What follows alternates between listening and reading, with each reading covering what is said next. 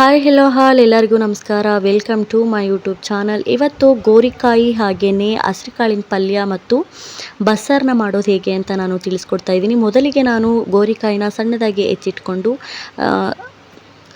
ನೀಟಾಗಿ ಹಸಿರುಕಾಳು ಮತ್ತು ಗೋರಿಕಾಯಿನ ತೊಳೆದು ಕುಕ್ಕರ್ಗೆ ಹಾಕಿ 1.5 ಲೋಟ ನೀರು ಹಾಗೆಯೇ ರುಚಿಗೆ ತಕ್ಕಷ್ಟು ಉಪ್ಪನ್ನ ನಾನು ಸೇರಿಸಿದೆ. ನಂತರ ಮಸಾಲೆಗೆ ಬೇಕಾಗಿರುವಂತಹ ಇಂಗ್ರೀಡಿಯೆಂಟ್ಸು ಬ್ಯಾಡಗಿ ಮೆಣಸಿನ್ಕಾಯಿ, ಒಣಮೆಣಸಿನ್ಕಾಯಿ, ಸ್ವಲ್ಪ ಹುಣಸೆಹಣ್ಣು, ಕೊತ್ತಂಬರಿ ಸೊಪ್ಪು, 1 ಈರುಳ್ಳಿ, 1 ಟೊಮ್ಯಾಟೊ ಹಣ್ಣು ಹಾಗೆಯೇ 4 ಬೆಳ್ಳುಳ್ಳಿ ಮತ್ತು ಮಸಾಲೆ ಪೌಡ್ರನ್ನ ಸೇರಿಸಿ ನಾನು ಪೇಸ್ಟ್ ಮಾಡ್ಕೊಂಡಿದ್ದೀನಿ.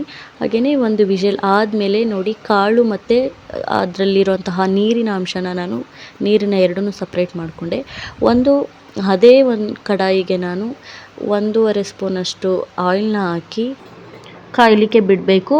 ಕಾದ ನಂತರ ಅದಕ್ಕೆ ಸಾಸಿವೆ ಹಾಗೆಯೇ ಸ್ವಲ್ಪ ಜೀರಿಗೆ ಮತ್ತು ಹೆಚ್ಚಿಟ್ಕೊಂಡಿರುವಂತಹ ಈರುಳ್ಳಿನ ನಾವು ಸೇರಿಸಿ ಜೊತೆಗೆ ಕರಿಬೇವು ಸೊಪ್ಪನ್ನ ನಾವು ಸೇರಿಸ್ಕೊಂಡು ಚೆನ್ನಾಗಿ ಫ್ರೈ ಮಾಡ್ಕೊತಾ ಇದ್ದೀನಿ. ಫ್ರೈ ಮಾಡಿಕೊಂಡ ನಂತರ 1-2-3 ನಿಮಿಷ ಫ್ರೈ ಮಾಡ್ಕೋಬೇಕು. ಫ್ರೈ ಮಾಡಿಕೊಂಡ ನಂತರ ನಾವು ಪೇಸ್ಟ್ ಮಾಡಿ ಇಟ್ಕೊಂಡಿರುವಂತಹ ಮಸಾಲೆನ ನಾವು ಜೊತೆಗೆ ಸೇರಿಸ್ಬೇಕು.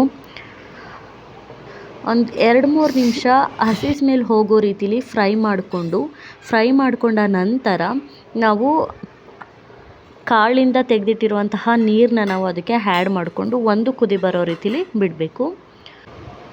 ಸಾಂಬಾರು ರೆಡಿ ಆಗುತ್ತೆ. ಹಾಗೆಯೇ ನಾನು ಪಲ್ಯಕ್ಕೆ ರೆಡಿ ಮಾಡ್ಕೊತಾ ಇದ್ದೀನಿ.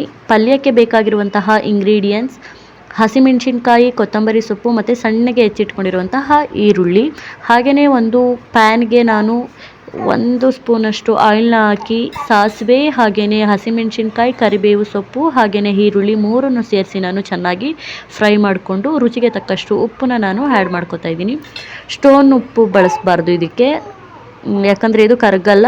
ಸೊ ನಾವು ಅದಕ್ಕೆ ಟೇಬಲ್ ಸಾಲ್ಟನ್ನ ಹಾಕ್ಕೊಂಡು ಫ್ರೈ ಮಾಡ್ಕೋಬೇಕು. ಫ್ರೈ ಮಾಡಿಕೊಂಡ ನಂತರ ನಾವು ಬೆಂದಿರುವಂತಹ ಕಾಳು ಹಾಗೆಯೇ ಗೋರಿಕಾಯಿ ಎರಡನ್ನೂ ಸೇರಿಸಿ ನಾವು ಚೆನ್ನಾಗಿ ಫ್ರೈ ಮಾಡ್ಕೋಬೇಕು. ಫ್ರೈ ಮಾಡಿಕೊಂಡು ಕೊನೆಯಲ್ಲಿ ನಾವು ಕೊತ್ತಂಬರಿ ಸೊಪ್ಪನ್ನ ಆ್ಯಡ್ ಮಾಡಿದ್ರೆ ತುಂಬಾ ಟೇಸ್ಟಿಯಾಗಿರುತ್ತೆ. ಪಲ್ಯ ರೆಡಿ ಆಯಿತು. ಸೊ ಮುದ್ದೆಗೆ, ಅನ್ನಕ್ಕೆ ತುಂಬಾ ಚೆನ್ನಾಗಿರುತ್ತೆ ಬಸ್ಸಾರು ಹಾಗೆ ಗೋರಿಕಾಯಿ ಹಸಿರುಕಾಳಿನ ಪಲ್ಯ.